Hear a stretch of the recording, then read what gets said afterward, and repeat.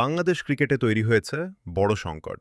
খেলোয়াড়রা সরাসরি বাংলাদেশ ক্রিকেট বোর্ডের বিরুদ্ধে অবস্থান নিয়েছে এবং বোর্ড পরিচালক এম নাজমুল ইসলামের পদত্যাগ দাবি করেছে। ক্রিকেটার্স ওয়েলফেয়ার অ্যাসোসিয়েশনের অভিযোগ, নাজমুল ইসলামের কিছু বিতর্কিত মন্তব্য খেলোয়াড়দের সম্মানহানি করেছে। তাই তারা ঘোষণা দিয়েছে, দাবি না মানা হলে বিপিএল সহ সব ধরনের ক্রিকেট ম্যাচ বয়কট করা হবে।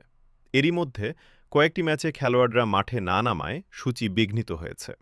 পরিস্থিতি সামাল দিতে বাংলাদেশ ক্রিকেট বোর্ড নাজমুল ইসলামকে অর্থ কমিটির চেয়ারম্যান পদ থেকে সরিয়ে দিয়েছে।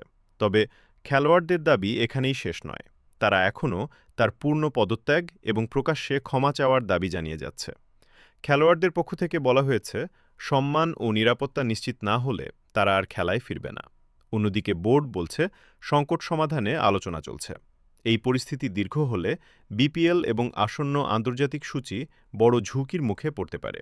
এখন দেখার বিষয়, সমঝোতা হবে নাকি বাংলাদেশ ক্রিকেটে আরও বড় অস্থিরতা অপেক্ষা করছে।